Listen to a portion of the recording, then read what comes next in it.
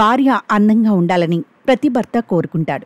తన జీవితంలోకి రాబోయే సతీమణి అందరికంటే అందంగా ఉండాలని, గుణవంతురాలు కావాలని కలలు కంటాడు. చాలామందికి ఆ కల నెరవేరుతుంది కూడా. అందమైన భార్య వచ్చిందంటే అంతకంటే అందంగా తమ జీవితాన్ని సాఫీగా సాగిస్తుంటారు.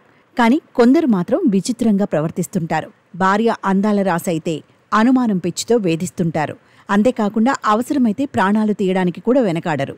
ఇటీవలి పశ్చిమ బెంగాల్లో ఇలాంటి ఘటనే చోటు చేసుకుంది.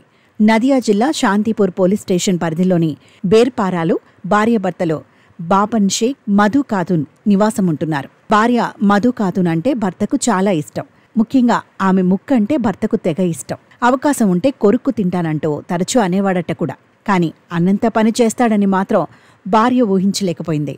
ఈ నెల 2న అర్ధరాత్రే బాపన్ షేక్, మధు ఖాతున్ ఇంట్లో నుంచి అరుపులు, కేకలు వినిపించాయి. దీంతో స్థానికులు ఏం జరిగిందా అని ఆ ఇంటి వద్దకు వచ్చారు. ఇంతలోనే భార్య మధు ఖాతున్ ఏడుస్తూ బయటకు వచ్చింది. ఆమె ముక్కు నుంచి విపరీతంగా రక్తస్రావం అవుతోంది. ఏం జరిగిందని స్థానికులు ప్రశ్నించగా ఆమె చెప్పిన సమాధానం విని అంతా అవాక్కయ్యారు. ఇదేం పని అంటూ ముక్కున వేలేసుకున్న పరిస్థితి. భార్య పడుకున్న సమయంలో భర్త బాపన్ షేక్ ఆమె ముక్కును కొరికేశాడు. అంతేకాకుండా కొరికేసిన ముక్కును తినేశాడు కూడా. విషయం తెలిసిన స్థానికులు షాక్కి గురయ్యారు.